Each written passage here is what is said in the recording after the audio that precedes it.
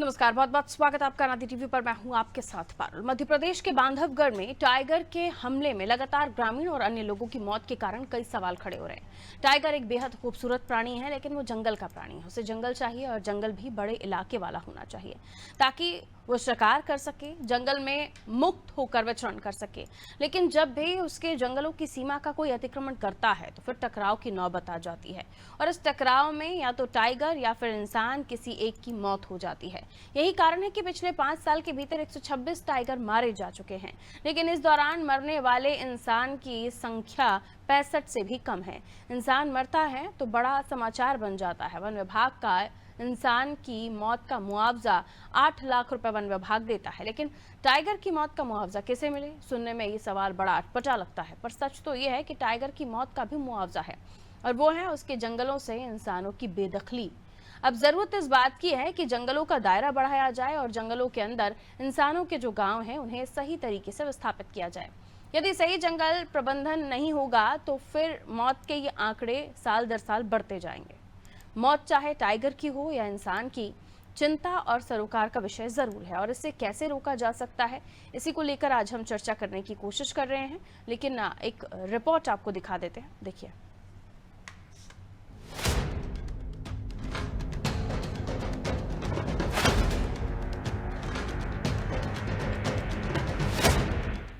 मानपुर के buffer zone में Bandhavgarh tiger reserve क्षेत्र में मवेशी चराने गए चरवाहे को मंगलवार को बाघ ने मौत के घाट उतार दिया। इस घटना से सनसनी फैल गई और इंसानों बाघों के बीच टकराहट की दुख भरी यादें फिर ताजा हो गई।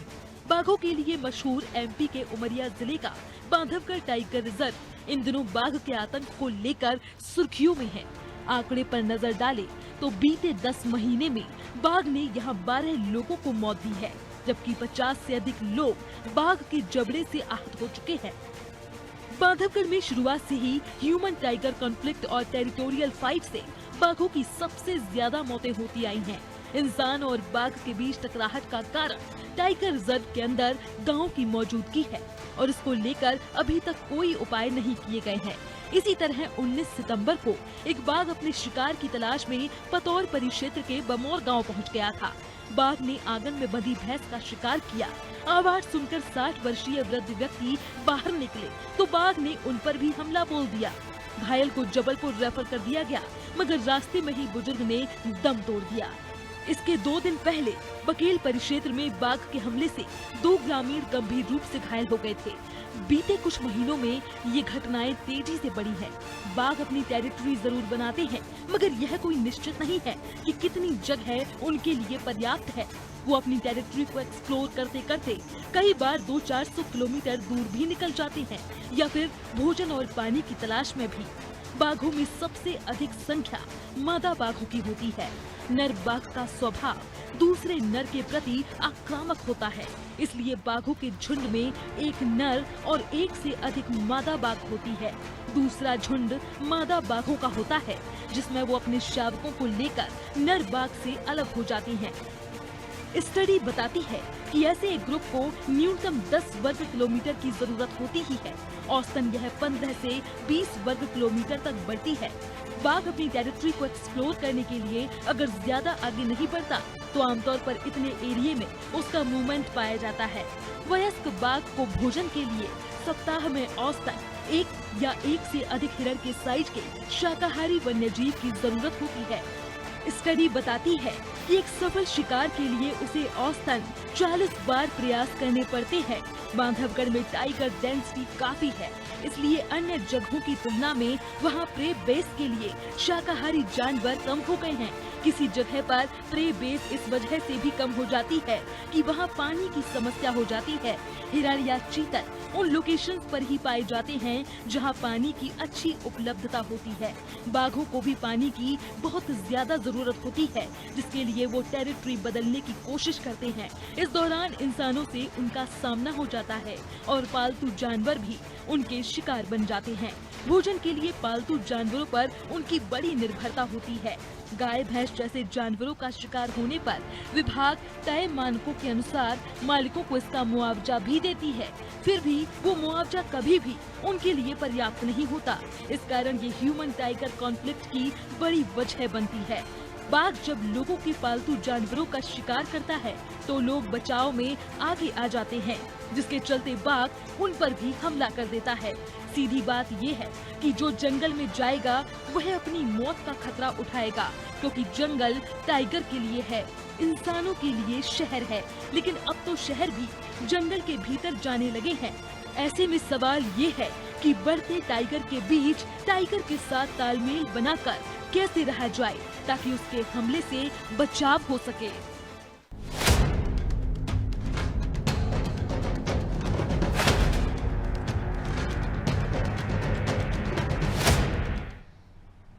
दस महीने में 12 लोगों की मौत और 50 से ज्यादा लोग बाघ के जबड़े में आ गए। ऐसे कई सारी घटनाएं हैं जो बताती हैं कि बाघ जैसा पशु या बाघ जैसा जानवर जो जंगल में रहता है वो क्यों आखिर इस तरह से हमला कर रहा है। ये भी आपने रिपोर्ट में देखा कि जंगलों में शहर पहुंच रहे हैं, कंक्रीट के जंगलों में जो देख रहे हैं हम तब्दीलियां विकास के नाम पर। ये ना केवल उन प्राणियों को नुकसान पहुंचा रहे हैं या उन जीवों को नुकसान पहुंचा रहे हैं जो जंगल में रहते हैं या जंगल में काम कर रहे होते हैं। ये उन्हीं लोगों के लिए भी उन लोगों के लिए भी हानिकारक है। बहरहाल बहुत सारे कारण हैं जिनकी वजह से बाघ अब हमलावर हो गए हैं। पशु चराने गया एक शख्स जिस पर बाघ ने हमला कर दिया, उसकी मौत हो गई। इस आंकड़े को और भी समझने की कोशिश करते कई कार्यक्रम हमने किए हैं जिनमें हमने जानकारी जुटाने की कोशिश की है कि आखिर कहाँ गलतियाँ हो रही हैं। बाघ बढ़ रहे हैं, तालियां बजाई जा रही हैं कि बाघों की संख्या बढ़ रही है। हमारा स्टेट जो टाइगर स्टेट है उसका तमगा बरकरार है, लेकिन उसके इतर क्या टाइगर स्टेट होने के साथ साथ इन टाइगर्स को जो व्यवस्थाएं मिलनी चाहिए वो मिल पा रही हैं? अजय दुबे जी पर्यावरणविद है हमारे साथ जुड़े हुए हैं, सत्येंद्र तिवारी जी प्राणीविद है हमारे साथ जुड़े हुए हैं। आप दोनों का बहुत बहुत स्वागत करती हूँ। अजय दुबे जी, कई कार्यक्रम करके हमने ये चर्चा की और कई पैमानों पर बात की। सवाल ये कि उसके बावजूद भी ये समझ क्यों नहीं आ रहा इन वन विभाग के लोगों को या डिपार्टमेंट में बैठे उन तमाम जिम्मेदारों को कि टाइगर स्टेट का तमगा हासिल करना ही सिर्फ जिम्मेदारी नहीं है, उसके अलावा बहुत सारी जिम्मेदारियां हैं जिन्हें पूरा करना है और शायद उसको हम होता हुआ नहीं देख रहे हैं। धरातल पर कुछ भी ऐसी चीज़ें होती हुई नहीं देख रहे हैं जिसमें संरक्षण की बात की जा रही है। टाइगर की मौतें हो रही हैं, जो मनुष्य हैं वो अगर उस एरिया में पहुंच जाता तो टाइगर उनका शिकार कर देते हैं। क्या देख रहे हैं? क्या टाइगर वाकई हानिकारक हो गए हैं या मनुष्य हानिकारक हो गया है टाइगर्स के लिए? सर आपका डिवाइस म्यूट है। मेरी आवाज आ रही है? जी कहिए सर। जी कहिए सर। अजय दुबे जी आवाज मिल रही है आपको sir? Are you getting my voice? अभी दोबारा से क्लिक कीजिए सर उसी म्यूट बटन पे। अब आ रही है? हाँ जी बोलिए सर, बोलिए बोलिए बोलिए। ये स्क्रीन पे नहीं दिख रहा है। आप दिख रहे हैं सर हमें, आप कहिए सर। देखिए, मध्य प्रदेश टाइगर स्टेट है, ये बहुत अच्छी बात है। और टाइगर स्टेट के साथ जो जिम्मेदारियां मिली हैं वो जिम्मेदारियां ये बताती हैं कि जो टाइगर के इलाके हैं उनके आसपास जो इंसान हैं, ग्रामीण अंचल है, उसमें आदिवासी समाज ज़्यादा है, उनकी सुरक्षा और जो कॉन्फ्लिक्ट मैनेजमेंट होता है, जो बाघ इंसान के आसपास रहता है तो उस वक्त दोनों के अस्तित्व को बचाने की ज़रूरत है। और फॉरेस्ट इसके लिए अपने ऑफिसर्स की ट्रेनिंग भी करवाता है कॉन्फ्लिक्ट मैनेजमेंट पे, वाइल्ड लाइफ मैनेजमेंट पे। हम ये कह रहे हैं कि टाइगर बढ़ रहे हैं तो जिम्मेदारियां भी बढ़ रही हैं, हमें उसके इलाके सुरक्षित रखना है, नागरिकों का उससे संघर्ष टालना है, न बाघ को हानि हो न इंसान को हो। बाघ को यदि हानि होती है तो निश्चित तौर पर वो हमारे प्रोजेक्ट टाइगर के जो ऑब्जेक्टिव्स हैं उनको ख़त्म करता है। और यदि कहीं उसने इंसान को मार दिया तो उसके बदले में निश्चित तौर पर जवाबी हमला होता है, जो हम देखते हैं कि टाइगर्स को कहीं जहर दे दिया, कहीं कुछ समस्या है।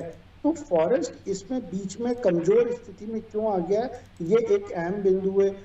राजनीतिक सिफारिश पे अधिकारियों को टाइगर रिजर्व या सेंचुरीज में भेजा जाता है। Wildlife trained officers, young officers को फील्ड में भेजना चाहिए। जरूरत यह है कि इसको एक बहुत संवेदनशील विषय मानना चाहिए। कॉन्फ्लिक्ट मैनेजमेंट के लिए जो फॉरेस्ट के पास जो भी स्ट्रेटेजी है उसको जमीन पे उतरना चाहिए। ज्यादातर जो योजना रहती है कि बाघों और इंसान के संघर्ष को रोकने के लिए, वो कागज पे रहती है। भोपाल में बैठ के, दिल्ली में बैठ के लोग योजना बना लेते हैं कि भाई हमें आपस में इनका द्वंद्व टालना है। मुझे लगता है शायद इसमें सफलता नहीं मिल रही है। बांधवगढ़ में इलाका पर्याप्त है वहाँ पे, लेकिन फॉरेस्ट और जो राजस्व है, जो कलेक्टर हैं, ये सब कोऑर्डिनेशन नहीं है। इनको फील्ड पे आके ये देखना चाहिए कि वन भूमि में अतिक्रमण तो नहीं है, कोई सेंचुरी के अंदर तो नहीं रह रहा, कोई टाइगर रिजर्व के अंदर तो नहीं है। यदि है तो उसको आप बाहर करवाइए जिससे कि वो सुरक्षित रह सके। इसके अलावा हमें ये देखना है कि टाइगर बाहर क्यों आ रहा है। क्या अंदर प्रे बेस उसका भोजन खत्म हो रहा है? क्या वह जो पालतू मवेशी हैं उनके लिए बाहर आ रहा है? तो ये ऐसे कुछ कोई बहुत कठिन रॉकेट साइंस नहीं है। कुछ सरल से बिंदु हैं कि टाइगर बाहर यदि आ रहा है तो कुछ कारण होगा, और इंसानों के बीच में बैठ के फॉरेस्ट को संवाद करना चाहिए कि टाइगर रिजर्व यदि है तो आसपास के लोगों के लिए रोजगार और आर्थिक सुरक्षा है। सत्येंद्र तिवारी जी हमारे साथ जुड़े हैं। सत्येंद्र जी, आपका आकलन क्या कहता है, आखिर इसके पीछे वजह क्या है? क्यों आखिर अब जो बाघ है वो हमला कर रहा है आम इंसान पर, जो वहाँ पशु चराने जाता है? देखिए, बाघ के हमले, बाघ पर जो ग्रामीणों पर जो हमला हो रहा है उसका एक मुख्य कारण यह भी है कि ग्रामीणों के पास में कोई विकल्प नहीं बचा जी। अपनी मवेशी चराने के लिए उनके पास में कोई विकल्प नहीं बचा। जितनी गांव के आसपास जो चरागाह के नाम पर जो भूमि हुआ करती थी, वो भूमि सरकार ने पट्टे पर बांध दी या उसके ऊपर दूसरे लोगों ने अनधिकृत कब्जा कर लिया। तो अब गांव वालों के पास में इसके अलावा और कोई चारा नहीं बचा कि वो अपनी जब मवेशी चराने जाते हैं तो वो चोरी छिपे में जंगल में घुसते हैं। और जो एरिया बफर का है उस पूरे में तो वो उन्हें पूरी आजादी है मवेशी चराने की। तो वही एक जो है वो शेरों की संख्या बढ़ी रही है। ये एक सबसे बड़ा कॉन्फ्लिक्ट है कि अगर चरागाह वाली भूमि होती तो कम से कम उन पर एक नियंत्रण होता कि आप अपने चारागाह में भी वो खुश रहते और जंगल में नहीं जाते। यह एक ऐसी समस्या हो गई है अब जिसका कि अब कोई अंत नहीं दिखता। अभी पिछले महीने एक शेर, उसी क्षेत्र से एक शेर पकड़ के और बाहर भेज दिया गया यहाँ से। अब ये दूसरी घटना हो गई। तो आप एक शेर हटाते रहिए, दूसरा शेर आता रहेगा और समस्या का अंत कहीं दिखता नहीं है। अभी अभय जी भी बात कर रहे थे सर कि क्या कारण है, आखिर बाहर बाघ क्यों आ रहे हैं? क्या वहां पर पालतू पशु मौजूद हैं? बाघ जो बांधवगढ़ में बाघों की जो संख्या है वो इतनी अधिक है कि वो नेशनल पार्क का जो क्षेत्र है, हमारा जो कोर एरिया है, उसके लिए बहुत अधिक है वो। आज की तारीख में जितने बाघ बांधवगढ़ में गिने जाते हैं वो कोर और बफर जोन दोनों मिलाकर गिने जाते हैं। तो बाघ तो बफर जोन में भी रह रहे हैं जी। तो बफर जोन का जो बाघ है वो भी इस तरह की घटनाओं में सम्मिलित है। बिल्कुल, ऐसे में कई सारे बातें आपने भी रखी हैं और ये अजय दुबे जी भी इस तरीके की बातें हमसे पहले भी साझा कर चुके हैं। जो कुछ कहा मैं उनकी बात से पूरी तरह सहमत हूँ। जी जी जी, वो सारी बातें जो है वो बिल्कुल सही है, यथार्थ है वो। बिल्कुल। अजय जी, इससे पहले भी हमने जब बात की तो हमने जो एरिया है उसको लेकर, किस तरह की टेरिटरी फाइट आपस में बाघों में होती है उसको लेकर भी हमने चर्चा की है। पर्याप्त एरिया का ना होना उनके विचरण के लिए, इसको लेकर भी हम बातचीत कर चुके हैं। लेकिन उसके बावजूद भी शायद इस मामले में कोई संज्ञान लिया नहीं जाता, और अगर यही हाल रहा तो या तो इसी तरह से हमले बढ़ते रहेंगे, लोग जंगलों में जा रहे हैं। कारण सत्येंद्र जी ने बताया कि अब जब जो जगहें चारागाह के लिए बनी हुई थी वहां पर उसको पट्टे पर दे दिया गया या किसी न किसी कारण से वो एरिया बिजी हो गया, तो मजबूरन पशुओं को लेकर जंगल की ओर जाना पड़ रहा है। क्या अमला है नहीं इस बात को ध्यान रखने के लिए कि शेर अपनी सीमा से बाहर जा रहा है? अमले की भी कमी है। देखिए, शेर सीमा से बाहर तो जाने वाला सवाल जो है जी, वो तो इसलिए हम नहीं कह पाते हैं क्योंकि हमारे पास में कभी भी ये बात चिन्हित हो ही नहीं पाती है कि जिस शेर ने मारा वो शेर कौन सा था। जी, वो शेर शुरू से ही बफर जोन में रह रहा था या कोर जोन में रह रहा था। ढेर सारे शेर ऐसे हैं जो कि रात को तो बफर में चले जाते हैं लेकिन दिन में कोर में आ जाते हैं, क्योंकि उनका जो टेरिटरी है वो कोर और बफर दोनों में ही है। तो ये सारी ऐसी समस्याएं हैं जिनके लिए कि कोई हल मुझे तो ऐसा नहीं दिखता है कि उसमें सरकार भी या कुछ ऐसा कुछ कर पाए, सिवाय इसके कि ग्रामीणों को इतनी जमीन हो वहां मवेशी चराने की, या तो फिर मवेशी नियंत्रित करें। सरकार जो है वो शेरों की संख्या नियंत्रित करना नहीं चाहती और कर भी नहीं सकती। तो दोनों ही जगहों पर मुझे लगता है कि सरकार इस मामले में कुछ कदम उठाने में नाकामयाब साबित हो रही है, या फिर वो उनके हाथ में कुछ बचा भी नहीं है। अजय जी, आप अपनी बात कर लीजिए सर। मैं तिवारी साहब ने जो बात कही वो बिल्कुल धरातल की है, फील्ड की बात है। और मैं ये कहना चाहूंगा कि जो कलेक्टर है वह एक फॉरेस्ट के साथ एक कमेटी होती है, लोकल एरिया कमेटी, और इसके अलावा जो संभाग आयुक्त रहते हैं उनका भी एक कमेटी होती है। और ये मैंने पहले भी कहा कि कलेक्टर और फॉरेस्ट का काम है दोनों में समन्वय और संवाद करना। और टाइगर जो है वो फॉरेस्ट की प्रॉपर्टी नहीं है, वो देश की प्रॉपर्टी है। यदि टाइगर को सुरक्षित रखना है तो आसपास के इंसान को खुश रखना होगा, जिससे कि दोनों में कोई टकराव ना हो। ये कोई अभी तिवारी साहब ने बताया अतिक्रमण हो रहा है, वहां पे पट्टे बांट दिए गए हैं, चारागाह नहीं है। मैं इसी तरह का एक उदाहरण देता हूं कि मंदसौर में जहां चीता प्रोजेक्ट के तहत गांधी सागर में चीते लाए जा रहे हैं, वहां कुछ दिनों पहले फेंसिंग के विवाद में लोकल लोगों ने वहां पे हमला किया, वहां पे तनाव हुआ। मुझे लगता है कि वो जो कारण था तनाव का, वो चारागाह का वहां पे फेंसिंग से बंद हो जाना। अभी भी बांधवगढ़ या किसी भी टाइगर रिजर्व में आप जाइए, पालतू मवेशी जो हैं वो टाइगर रिजर्व के अंदर जा रहे हैं। और मैं ये बात बिल्कुल आपके यहाँ ऑन रिकॉर्ड कह रहा हूँ कि जो टाइगर्स है मध्य प्रदेश के, वो जंगलों में उनका जो प्रे बेस होना चाहिए था, शाकाहारी जीव, सांबर, हिरण, सुअर, इनसे वो थोड़ा थोड़ा अब दूर होके गाय, बैल, भैंस इस पे आधारित है। ये अब उनका भोजन हो गया है। टाइगर को मेहनत नहीं करनी पड़ रही, सारे गाय बैल जंगल के अंदर आ रहे हैं। एक और कारण होता है, बिल्कुल हेलो जी जी कहिए, जी कहिए।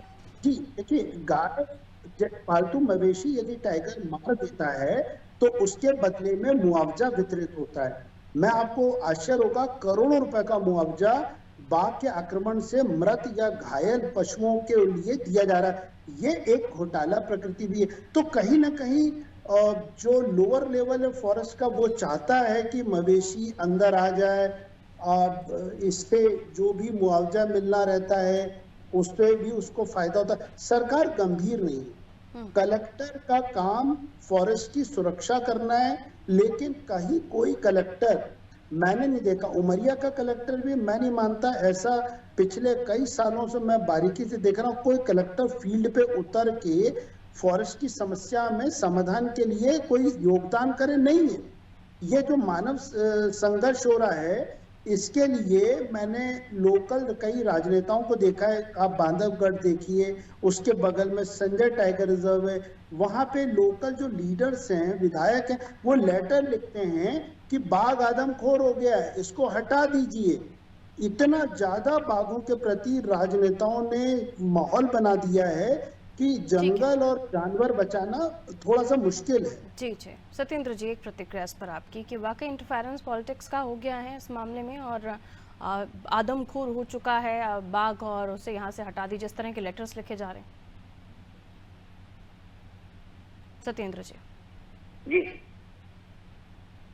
क्या बताएंगे सर, अंततः हल क्या है इन सब चीजों का? अब इन चीजों का हल जो है वो तो सरकार को ही ढूंढना है कि इनका हल क्या हो सकता है। वन विभाग तो जो है इनके हल कई सालों से ढूंढ रहा है।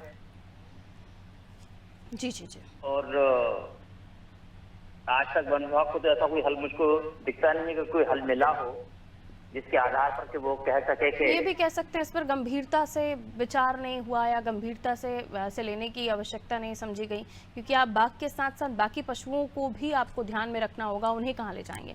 बहरहाल बहुत बहुत शुक्रिया हमारे साथ जुड़ने के लिए। जो घटना सामने आई उसमें एक चरवाहा था जो अपने पशुओं को चरवाने के लिए जंगल की तरफ गया, लेकिन बाघ ने उस पर हमला कर दिया, उसकी मौत हो गई। ऐसे ही संख्या मौतों की जो है 3 सालों में 102 है। मध्य प्रदेश की हम बात करें बाघों की मौत की, और 526 जो बाघों की संख्या है वो है। और ऐसे में जो आम जन के ऊपर जो ये अटैक्स होते हैं उसमें 10 महीने में मौतों का आंकड़ा 11 है, और ऐसे 500 से ज़्यादा हमले आम जनों पर भी हो चुके हैं।